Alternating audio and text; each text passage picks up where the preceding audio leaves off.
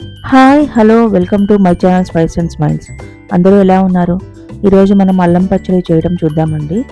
దీనికోసం నేను ఒక 4 ఇంచ్‌ది ఒక అల్లం ముక్క తీసుకున్నాను. దాన్ని సన్నగా చాప్ చేసుకొని పక్కన పెట్టుకున్నాను. దీనికోసమని ఒక ప్యాన్ తీసుకొని దానిలో ఆయిల్ వేసి బాగా హీట్ ఎక్కిన తర్వాత ఒక 2 స్పూన్స్ మినపగుళ్ళు వేయండి. అవి లో ఫ్లేమ్‌లో పెట్టి లైట్‌గా రోస్ట్ అవుతున్నప్పుడు మనం తీసుకున్న అల్లం ముక్కల్ని వేయండి. అందులో పచ్చివాసన అంతా పోయే వరకు లో ఫ్లేమ్‌లో పెట్టి ఆ రెండిటిని వేయిస్తూ ఉండండి.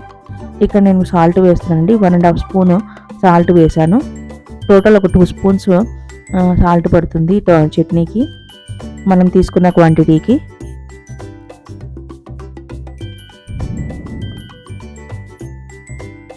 ఇలాగ అల్లంలో ఆ పచ్చివాసన అంతా పోయి వేగిన తర్వాత ఇక్కడ ఒక 4, 5 వెల్లుల్లి రెబ్బలు వేస్తున్నాను.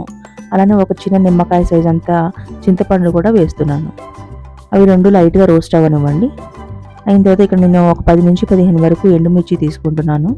అవి కూడా వేసేసి ఒక 1 స్పూన్ జీలకర్ర అలానే ఒక 1/2 స్పూన్ మెంతులు వేసి అన్నిటిని లైట్‌గా వేయిస్తున్నాను.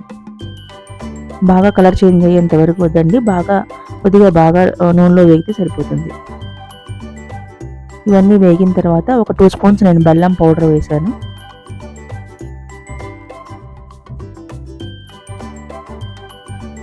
ఇవన్నీ వేగిన తర్వాత ఒక 1 స్పూను 1 గ్లాస్ వాటర్ వేశాను. చిన్న గ్లాస్ వాటర్ పోసాను. అవి బాగా ఆ వాటర్ అంతా అబ్జర్వ్ అయ్యేంత వరకు లో ఫ్లేమ్‌లో పెట్టి మధ్యలో తిప్పుతూ ఉండండి. అడుగంటనివ్వద్దు.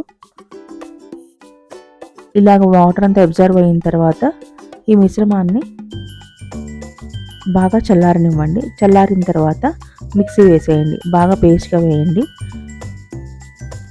ఇంకేమైనా కొద్దిగా వాటర్ కావాలంటే ఒక హాఫ్ గ్లాసు వేడి నీళ్ళు వాటర్ పోయండి. వాటర్ పోసి మెత్తగా మిక్సీ వేయండి. మనం బెల్లం కలిపాము కాబట్టి బెల్లం కొద్దిగా డార్క్ కలర్‌లో ఉందండి. అందువల్ల కొద్దిగా కలర్ షేడ్ అయ్యింది.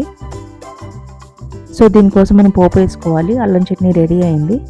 నేను ఇక్కడ గిన్నెలో నూనె తీసుకున్నాను. నేను ఇక్కడ ఒక 50 గ్రామ్స్ ఆయిల్ తీసుకున్నానండి. ఆయిల్ బాగా హీట్ ఎక్కిన తర్వాత ఆవాలు ఒక 1 స్పూన్ ఆవాలు, ఒక చిన్న వెల్లుల్లిపాయి అది మొత్తం దంచి వేసేసానండి.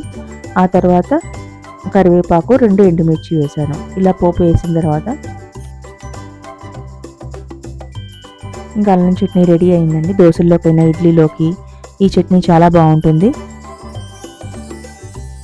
ఈసారి ఈ విధంగా ట్రై చేసి ఎలా ఉందో తప్పకుండా నాతో షేర్ చేయండి.